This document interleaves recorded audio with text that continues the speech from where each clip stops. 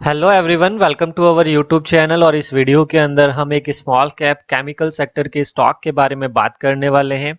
Stock का price अभी नीचे आया है, रिजल्ट भी एनालिसिस करके देखेंगे कि क्या दिक्कत हुई है और किस तरीके से हमें अच्छा रिटर्न बनाकर दे सकता है, पूरा डिटेल से डिस्कस करने वाले हैं। पिछले कुछ वीडियो से आप लोगों का रेस्पॉन्स इतना अच्छा नहीं आ रहा है। देखिए, मार्केट में जब भी बैड सेंटिमेंट्स होते हैं या वॉर जैसी न्यूज़ चलती है तो मार्केट में करेक्शन तो आएगा ही। ऐसा कोई भी स्टॉक नहीं हुआ है आज तक जिसमें हम आज बाइंग लगाएं और कल से ही चलना स्टार्ट कर दे। तो ऐसा नहीं है कि मैं मेरा एफर्ट नहीं लगा रहा हूं, एनालिसिस हम लोग कर सकते हैं, लेकिन वो स्टॉक सीधा हमने बाई किया वहां से ही ऊपर चला जाए या फिर 10% नीचे जाकर उसके बाद टारगेट को हिट करे, ये स्टॉक मार्केट में हमेशा चलता रहेगा। ये चीजें आप लोगों को समझना पड़ेगा।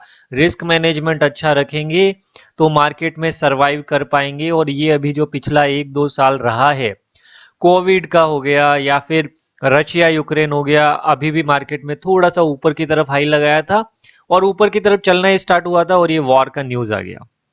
तो ये चीजें जो है ना स्ट्रांग बनाएगी आप लोगों को मार्केट में, अगर पेशेंस है, आप लोगों के पास कन्विक्शन है और बिजनेस को समझना आता है और आप लोगों को लगता है कि वो बिजनेस ग्रो कर सकता है बाद में जाकर, तब जाकर स्टॉक मार्केट में प्रैक्टिकल तरीके से आप लोग पैसा बना पाएंगे।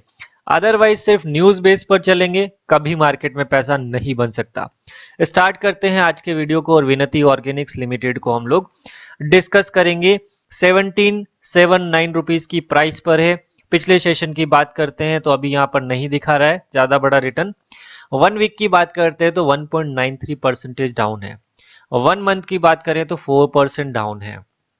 1 ईयर की बात करते हैं तो 11.49% डाउन है। यानी कि पिछले 1 साल में ये स्टॉक चला ही नहीं है।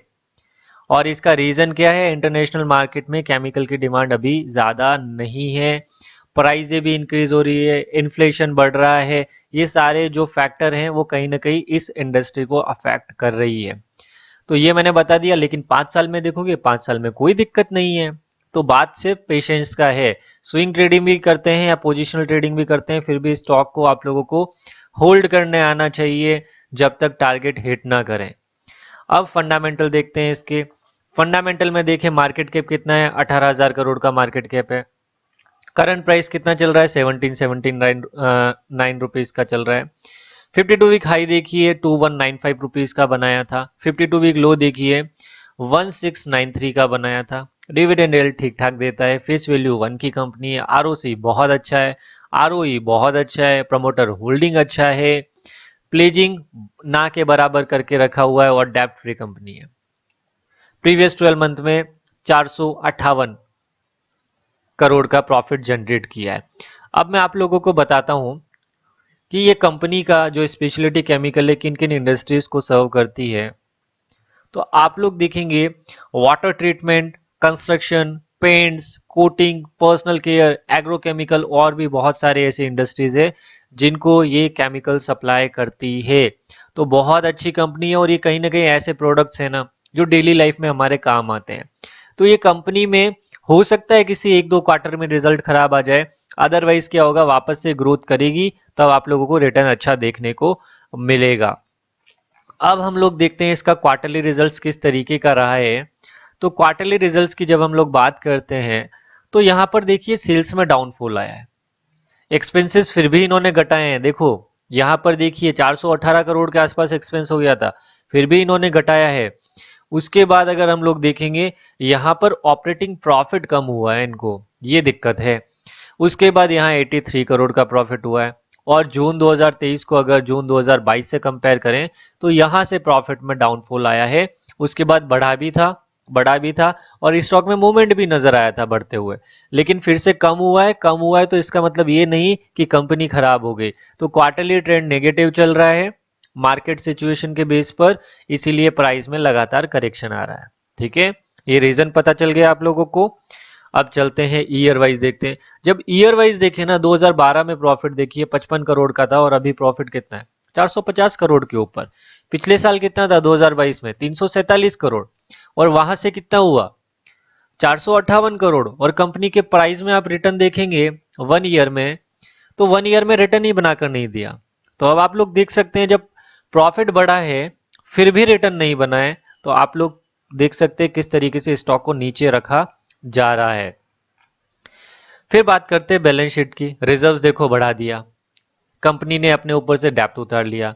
देखिए हमेशा जब बैड सिचुएशन आती है ना, वही कंपनी अच्छे तरीके से सरवाइव कर पाती है जिनके ऊपर डेप्ट बहुत कम होता है, यानी कि कर्जा बहुत कम होता है। अगर आपका कोई बिजनेस है और आपके ऊपर डेप्ट नहीं है ना, तो एक बार कोई भी सिचुएशन आ गई ना, आप लोग उसको हैंडल कर सकते हैं। अदरवाइज क्या होता है ना, इंटरेस्ट बढ़ने में ही हमारा प्रॉब्लम और बढ़ता रहता है। फिर अगर बात करें तो ये देखिए, इनका बिजनेस एक्सपांशन का प्लान है, 221 करोड़ का इन्वेस्टमेंट करके रखा हुआ है। तो ये भी जब प्रॉफिट में इंक्लूड होगा ना, कंपनी आपको 500 से 600 करोड़ के आसपास प्रॉफिट देते हुए नजर आएगी।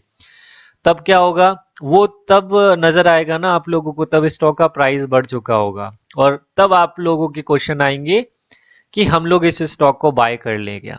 ये नेचर है, इसको बदलना पड़ेगा। प्रोमोटर होल्डिंग जो है 74.06% का है। एफआईज ने होल्डिंग बढ़ा दी है, म्यूचुअल फंड ने होल्डिंग बढ़ा दी है, पब्लिक की होल्डिंग थोड़ी सी माइनस हुई है, ज्यादा बड़ी दिक्कत नहीं। फंडामेंटल अगर देखा जाए सिर्फ क्वार्टरली ट्रेंड नेगेटिव चल रहा है, अदरवाइज ओवरऑल ओके है, कोई दिक्कत वाली बात नहीं है।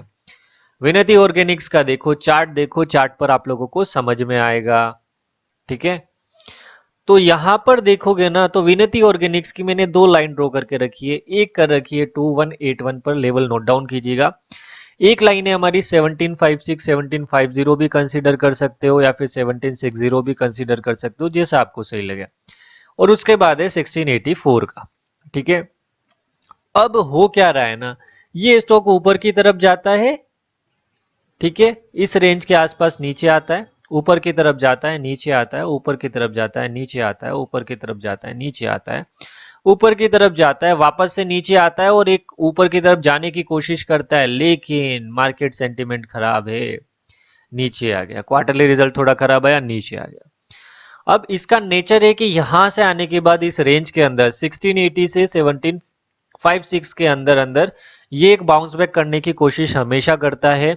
तो यहां से इमीडिएट बेस पर अगर बाउंस बैक करता है तो एक 10 से 11% का रिटर्न पोटेंशियल अवेलेबल है, और इस रेंज के अकॉर्डिंग अगर बिहेव करता है तो सीधा सीधा एक 22.87 यानी कि 22% ही मान लीजिए, 22% रिटर्न बनाने का पोटेंशियल रखता है। अगर 22% रिटर्न बनाने में 6 महीने भी लग जाए ना, तो भी कोई दिक्कत नहीं है, लेकिन इस टाइम में होल्ड करने आना चाहिए। हो सकता है, देखिए लाइंस ड्रॉ कर रखी है, सपोर्ट जोन है। अब देखो यहां पर, देखो मैं बताता हूं आप लोगों को, इसको थोड़ा सा यहां पर देखो। अब ये देखो, ये यहां से गया ना, ये नीचे आकर फिर गया ऊपर की तरफ। हो सकता है नीचे आए, इस सपोर्ट को तोड़े, बहुत जनों के स्टॉप लॉस हिट हो जाए और उसके बाद स्टॉक ऊपर की तरफ जाए। अब हम ऑलरेडी इस लेवल पर बाय कर रहे हैं, तो यहां पर अगर स्टॉप लॉस लगाएंगे तो हिट होने के चांसेस ज्यादा रहेंगे। हमने कंपनी का बिजनेस देख लिया, सब कुछ अच्छा है, सिर्फ एक क्वार्टरली रिजल्ट खराब आए हैं जिसके कारण स्टॉक का प्राइस नीचे गिर रहा है। और हम भी तो क्या कर रहे हैं, जब स्टॉक का क्वार्टरली रिजल्ट अच्छा नहीं है और नीचे की तरफ मिल रहा है और अच्छी क्वालिटी कंपनी मिल रही है, तभी तो हम लोग बाय कर रहे हैं ना। और मैंने इसमें जिस प्राइस पर पोजीशन बनाई है वो है 1788 पर। ठीक है, और अभी आप लोगों को अवेलेबल हो रहा है 1779 पर। तो अच्छा स्टॉक है, अच्छा रिटर्न बनाकर दे सकता है। इसको आप अच्छे तरीके से रिसर्च कीजिएगा, बिजनेस को देखिएगा वेबसाइट पर जाकर। बिजनेस समझ में आता है तो अपने फाइनेंशियल एडवाइजर से सलाह लेकर डिसीजन ले सकते हैं। Thank you for watching this video.